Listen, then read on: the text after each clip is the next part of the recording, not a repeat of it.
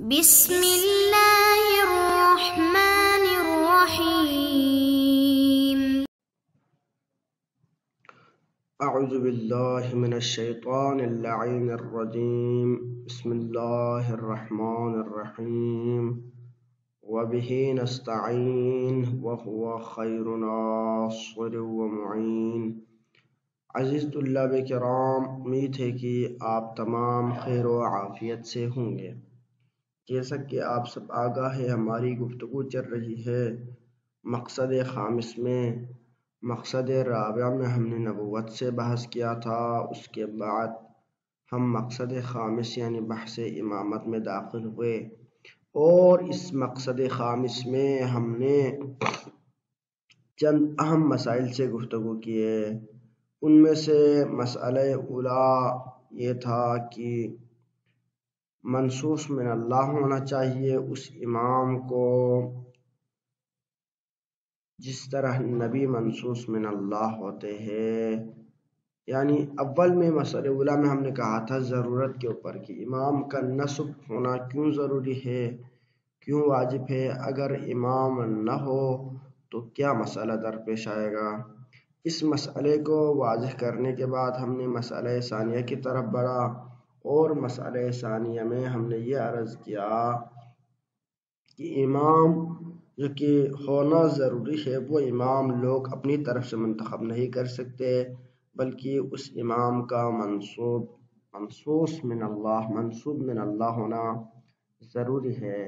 پھر مسئلہ ثالثہ میں داخل ہوئے، اور مسئلہ ثالثہ میں ہم نے گفتگو کی ہے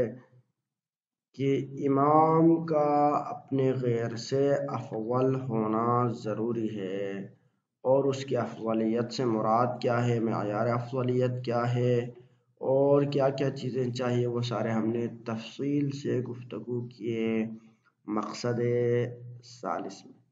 ابھی ہمارا یعنی مسئلہ ثالثہ میں یعنی مقصد خامس کے جو مسائل ہے اس کی بات ہو رہی ہے۔ اب مسئلہ رابعہ ہے۔ المسئلۃ الرابعہ کس چیز کے بارے میں فرماتے ہیں کہ فی وجوب النص علی الامام،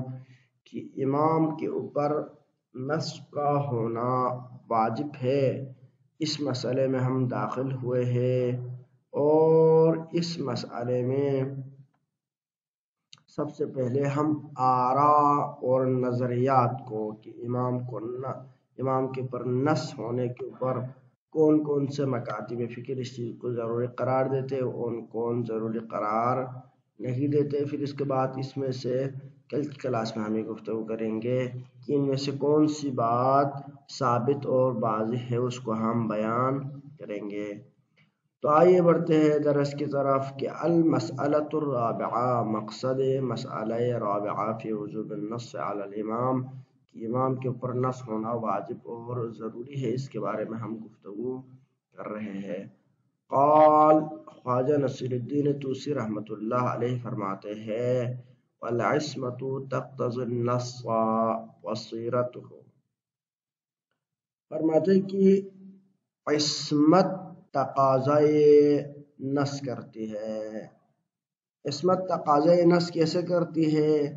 وہ اس طرح سے ہم نے پہلے بھی عرض کیا تھا کہ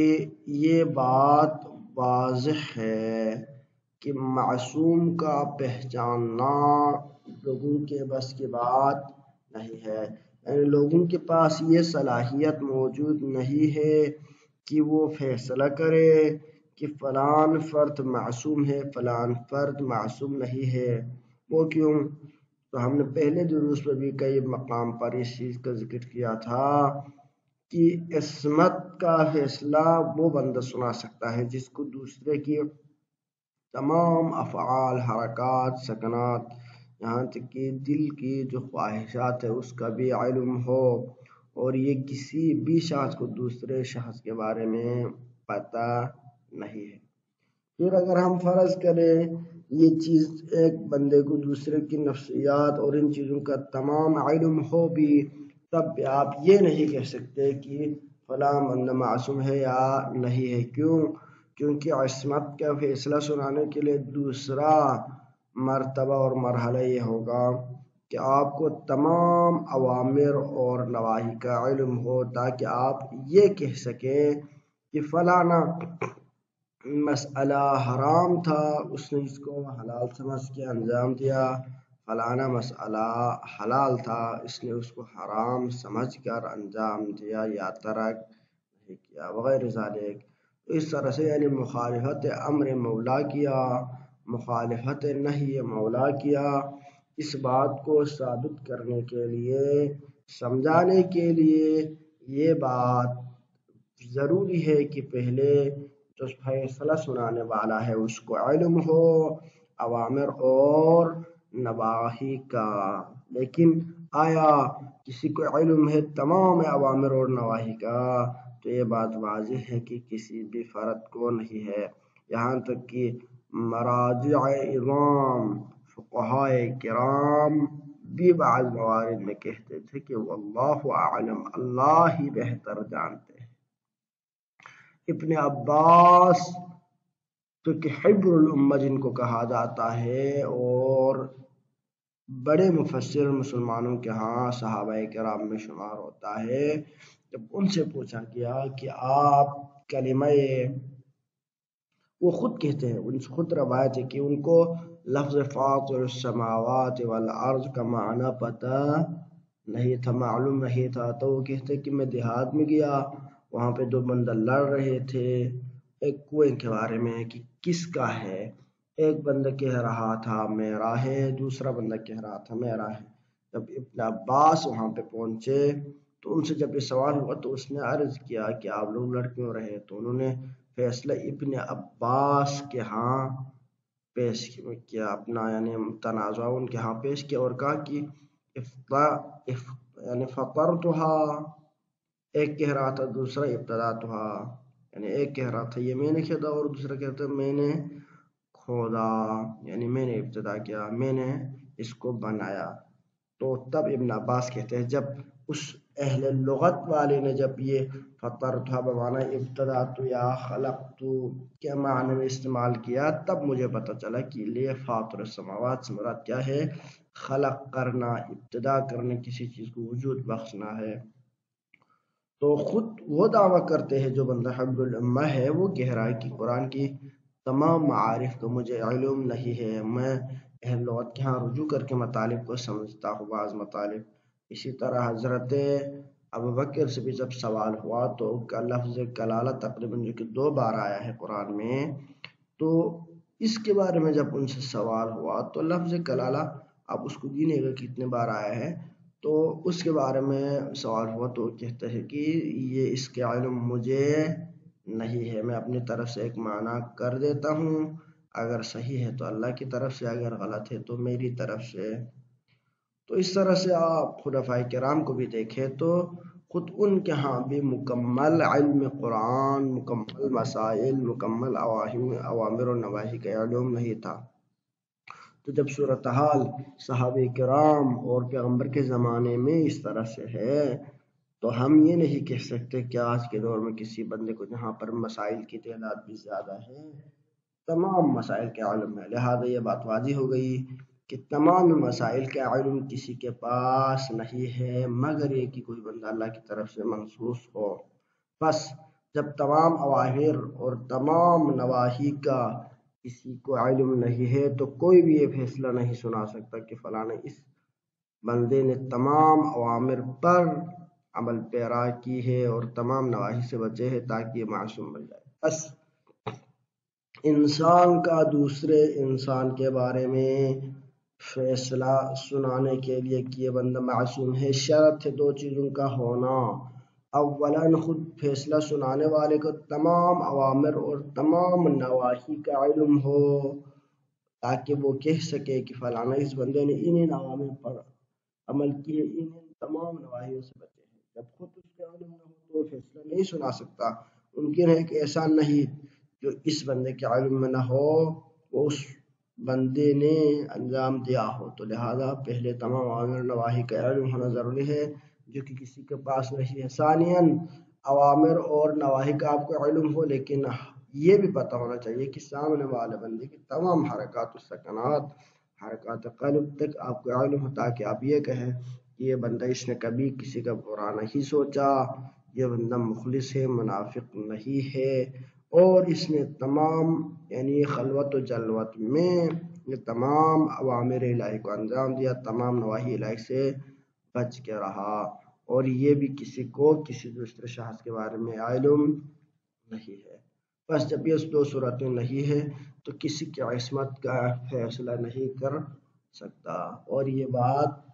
حقیقی ہے، کوئی بھی شخص کسی دوسرے کی عصمت کا فیصلہ نہیں سنا سکتا۔ بس جب معصوم ہونے کا لوگوں کو علم نہیں ہے تو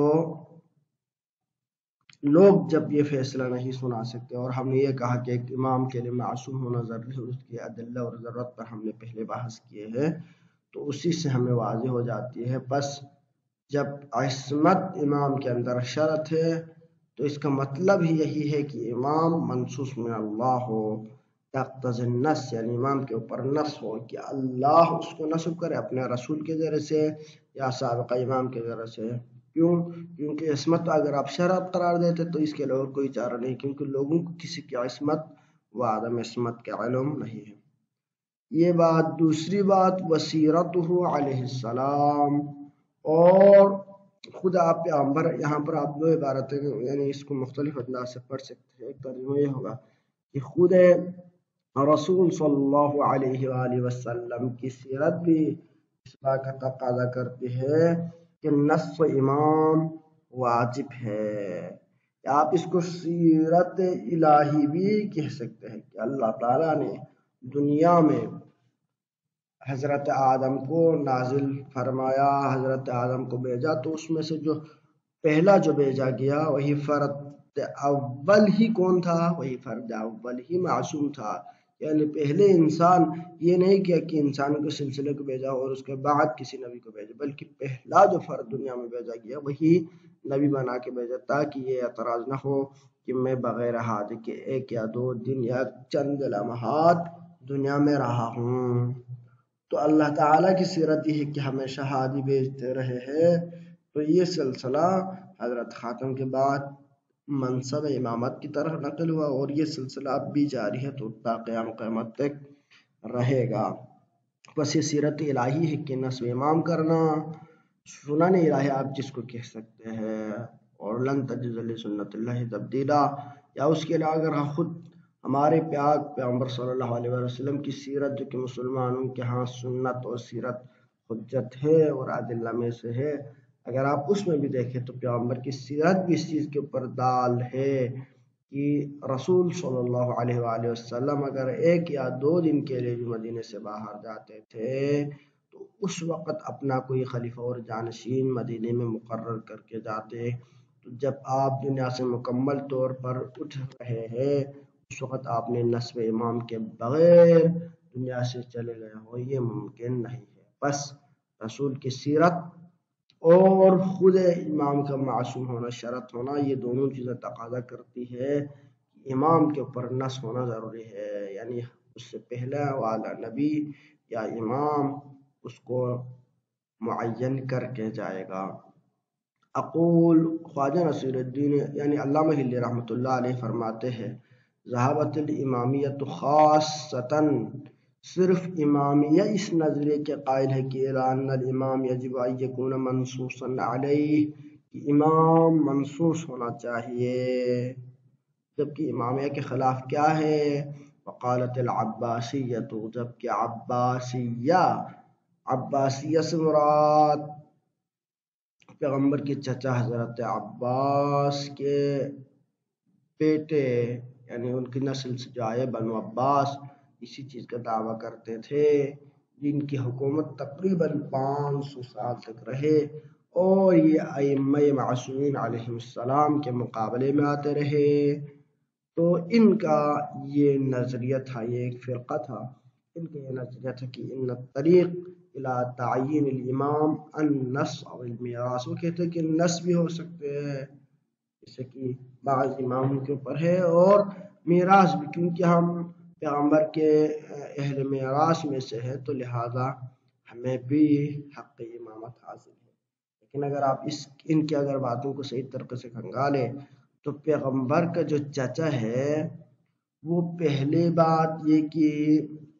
وہ وارث ہی نہیں ہے. کیوں وارث نہیں؟ کیونکہ پیغمبر کے اپنے باقی ورثہ مثلاً بیٹی ہے، زوجات ہے، ان کے ہوتے ہوئے چچا کبھی وارث نہیں بنتا، یعنی وہ ورثہ میں شامل ہی نہیں ہوتے ہیں، طبقہ آخر میں ہے، تو لہذا اس کو وارث نہیں کہہ سکتے. پہلی بات، جب یہ وراثت یعنی اس کو دنیا کی نہیں مل رہی ہے تو یہ منصب امامت و خلافت ان کو کیسے وراثت میں ملی؟ دنیا کے باقی چیزیں ان کو وراثت میں نہیں ملی. کیوں؟ کیونکہ بیٹی بھی موجود ہے اور زوجات بھی موجود ہے، تو لہذا یہ نظریہ درست نہیں ہے. یعنی میراث میں اگر ہو تب بھی ان کو نہیں ملے گا امامت، ان کی طرف یہ مستحق امامت. دوسری بات یہ کہ یہ امامت میراث میں آنے والی چیز نہیں ہے، کیونکہ انبیاء اور ائمہ علیہ السلام کی جو منصب الہی ہے وہ میراث میں نہیں ملتی، بلکہ صلاحیت کی بنا پر اللہ تعالیٰ کی طرف سے عنایت ہوتی ہے. بس ان کے نظریے کا اگر صحیح بھی مان لے پھر بھی یہ لوگ مستحق نہیں ہے. وقالت الزیدیہ، زیدیہ جو کہ حضرت زید شہید کے یعنی امامت کے قائل ہے، جو جہاد بالسیف کے قائل ہے، ان کا نظریہ یہ تھا کہ تعین الامام بالنص او بالدعوتی الی نفسہ، امام کے اوپر نص ہو